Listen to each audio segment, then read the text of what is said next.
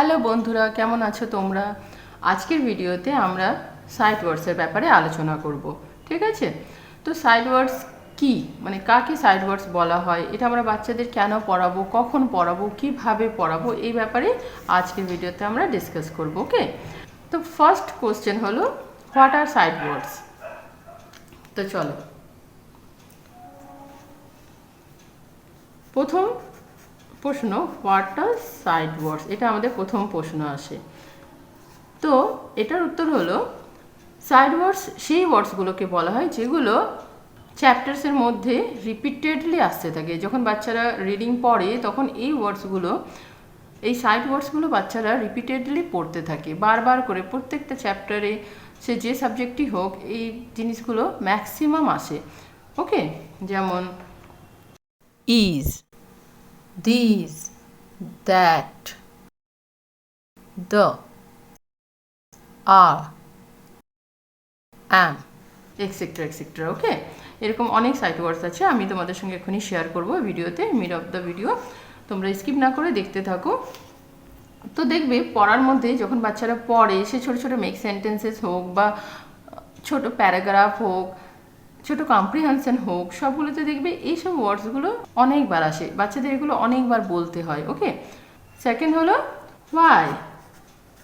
কেন আমরা বাচ্চাদের সাইড ওয়ার্ডস পড়াবো? কারণ এর আগেই বললাম যে এই ওয়ার্ডসগুলো বাচ্চাদের পড়ার মধ্যে রিপিটেডলি আসতে থাকে। ওকে, তো আমরা যদি এই সাইড ওয়ার্ডসগুলো আগে থেকে পড়িয়ে রাখি বাচ্চাদের, এই সাইড ওয়ার্ডসগুলো থেকে তারা যদি ফ্যামিলিয়ার থাকে, তাহলে কি হবে, তাদের রিডিং পড়তে অসুবিধা হবে না। সাইড ওয়ার্ডসগুলোকে তাদের অ্যাটলিস্ট এই সাইড ওয়ার্ডসগুলোকে তাদের স্পেল করে করে বলতে হবে না। এই সাইড ওয়ার্ডসগুলো তারা দেখেই বুঝে যাবে যে কোনটা কি, এটা ইজ, এটা দিস, দ্যাট, দ্য, আর, অ্যাম।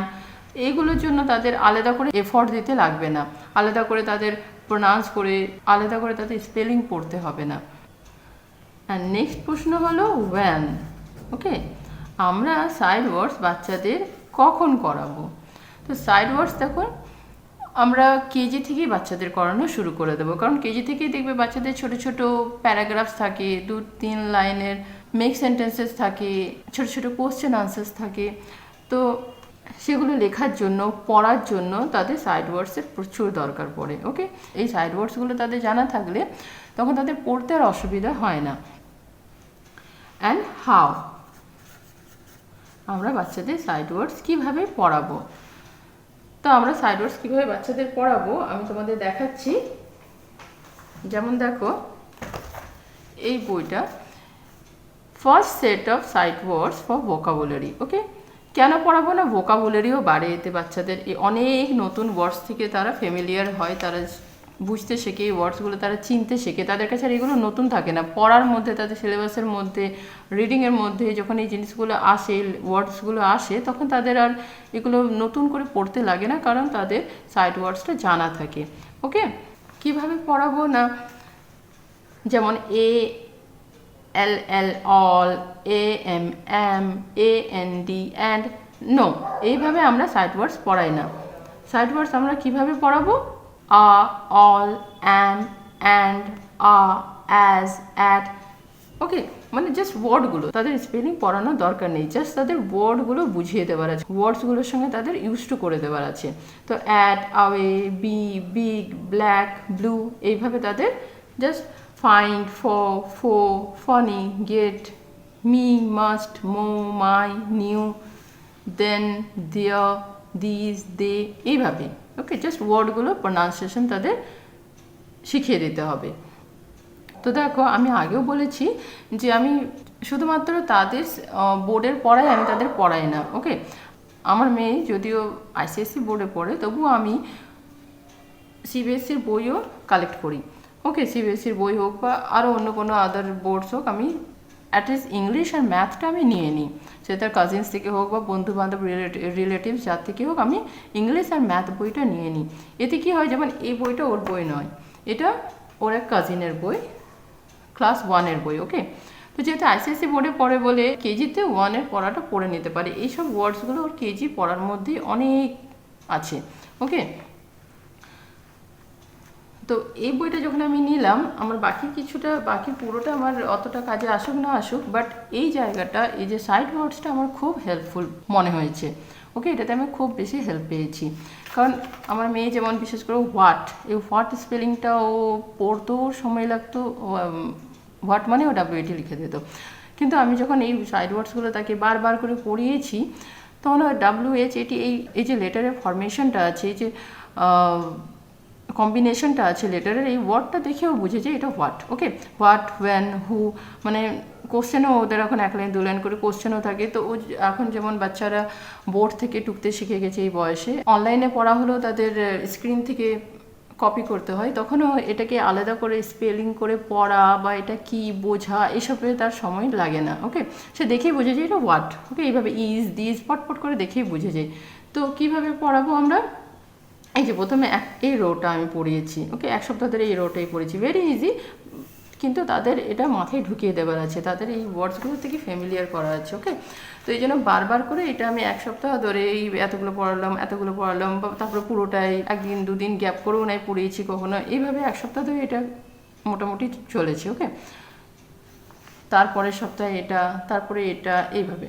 তো এখনও চোখে দেখলেই ও সব বলে দেয় কোনটা কি, যেটাই পুরোটাই পড়ে নেয়। কিছু যেমন brown, black, please, pretty, wood, এগুলো একটু আমি ওকে স্পেলিং লিখতে দিয়েছি। যেগুলো আমার মনে হয়েছে তার আর একটু বেশি প্র্যাকটিস করলে ভালো, সেগুলো যেমন and, আওয়ে, black, blue, brown, could, down, যেগুলো আমার মনে হয়েছে আমার মেয়ের একটু অসুবিধা হতে পারে, সেগুলো আমি তাকে আবার ডিকটেট করে করিয়েছি। তো এতে আরেকটা লাভ কি হয়, যে বাচ্চারা যখন রিডিং পড়ে না, তখন তাদের আর ভাবতে লাগে না যে এটা কি, বা স্পেলিং মনে মনে করা বা দেখে বোঝা এটা কি জিনিস, তাতে তাদের সময় নষ্ট হয় না। সাইড ওয়ার্ডস মানেই হলো ওরা দেখেই পড়ে নেবে। ঠিক আছে, তার জন্য যাতে ওরা দেখেই এগুলো পড়ে নিতে পারে, তার জন্য একবার তাদেরকে যদি এগুলো বাড়িতে প্র্যাকটিস করিয়ে নেওয়া হয়, তাহলে তো ওদের অনেক ইজি হয়ে যায়। বারবার করে এই ওয়ার্ডসগুলো তো তাদের পড়ার মধ্যে আবার আসতেই থাকে, তো ভেরি ইজি তারা এগুলো ক্যাচ করে নিতে পারে। আর তাদের এতে কী হয়, তাদের রাইটিং অ্যান্ড রিডিং স্পিডটাও বাড়ে, কারণ এতে তাদের ভাবতে লাগছে না, সময় ওয়েস্ট হচ্ছে না, তারা ঝরঝর করে পড়ে যাচ্ছে। লেখার সময় তো ইজ বললেই তাদের এতবার যেহেতু দেখা হয়ে গেছে, তাদের স্পেলিংটা তাদের মাথায় ঢুকে যায়, বাচ্চারা খুব তাড়াতাড়ি ক্যাচ করতে পারে। তো এইভাবে তাদের reading and writing speed both বাড়ে, vocabulary বাড়ে। ওকে, তো that's why we should teach our child sight words also in regular basis. Okay, I hope আমার এই ভিডিও তোমাদের ভালো লেগেছে, হেল্পফুল লেগেছে। যদি হেল্পফুল লেগে থাকে তো অবশ্যই সেটা কমেন্টস করে জানাবে। তোমরা জাস্ট এটার একটা স্ক্রিনশট নিয়ে নিতে পারো, আর একবারে যদি এতটা কপি করতে তোমাদের অসুবিধা হচ্ছে, তাহলে তোমরা জাস্ট একটা রো কপি করো, কারণ আমরা একটা রোই বাচ্চাকে অ্যাট এ টাইম পড়াবো, তারপরে আরেকটা রো, অ্যান্ড দেন এইভাবে তোমরা কপি করে নিতে পারো। আর এগুলো বাচ্চাদেরকে রেগুলার বেসিসে পড়ানোর সময় 5 থেকে 10 মিনিট সময় লাগবে, পড়িয়ে নাও, দেখবে তাদের পড়াটা কত স্পিডে হচ্ছে, তারা খুব ফ্লুয়েন্ট হয়ে যাচ্ছে রিডিংয়ে। ওকে, আর এখানে আরেকটা বই আছে, যেমন এই বইটা, এখানেও সাইড ওয়ার্ডস আছে, এটাও ক্লাস 1-এরই বই, কিন্তু এখানে কেজির থেকে একটু আপগ্রেডেড সাইড ওয়ার্ডসগুলো আছে। ওকে, তো আমার যেহেতু মেয়ের এগুলো সব করানো হয়ে গেছে, তো আমি এবার আমার মেয়েকে এগুলো করাচ্ছি।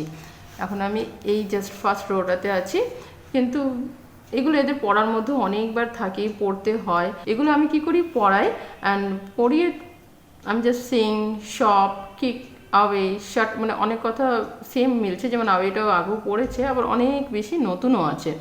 তো রক, পিক, স্টার, এভাবে যে বারবার করে পড়িয়েছি, এবার যখন আমি ওকে স্পেলিং দিই তো ম্যাক্সিমামটাই কারেক্ট করে, আর যেগুলোর ভুল হয় সেগুলো আমি করে নিই। এতে কী হবে, ওদের স্টক অফ ওয়ার্ডস বাড়বে, তাদের রাইটিং স্পিড বাড়বে, তাদের উঁচু ক্লাসে যখন মেক সেন্টেন্সেস দেওয়া হবে বা কোশ্চেন আনসার্স থাকবে, বা যখন কনভারসেশন ক্লাস হবে, তখন কিন্তু তাদের এই ওয়ার্ডগুলো যেহেতু খুব জানা থাকবে, তো ওরা এই খুব ভালো বলতেও পারবে।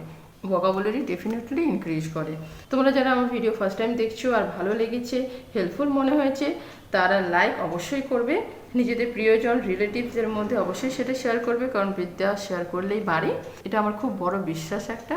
অ্যান্ড এই জন্যই আমি শেয়ার করি। আমি যেভাবে আমার বাচ্চাদেরকে পড়াই বা যে জিনিসটা আমি নতুন কিছু নিজে শিখলাম, বাচ্চাকে শেখালাম, সেটা যাতে তোমরাও করতে পারো, এই জন্য আমি তোমাদের সঙ্গে শেয়ার করি। আর আমার চ্যানেলকে অবশ্যই সাবস্ক্রাইব করে দেবে, because it cost nothing but a second, just একটা সেকেন্ড একটা সাবস্ক্রাইব বাটনটা ক্লিক করে নোটিফিকেশন বেলটাও ক্লিক করে দেবে, শুধু এতটুকুই সময় লাগবে। তাতে কি হবে, আমি যখনই নতুন ভিডিওস করব তোমরা সেটার নোটিফিকেশান পেয়ে যাবে। আর এতে আমি প্রচুর প্রচুর উৎসাহ পাই। আমার মনে হয় যে হ্যাঁ, আমি ভিডিওগুলো শেয়ার করছি, আমি যে খাটছি বা কাজ করছি সেটা তোমাদের ভালো লাগছে, সেটা সত্যি তোমরা হেল্প পাচ্ছ, তো এতে আমি উৎসাহ পাই, আমার আরও নতুন নতুন আইডিয়াসগুলো তোমাদের সঙ্গে শেয়ার করতে ইচ্ছে করে, আর আমি সাপোর্ট পাই। তো প্লিজ একটা মোরাল সাপোর্টের দরকার পড়ে, তো please do that. And bye bye, take care.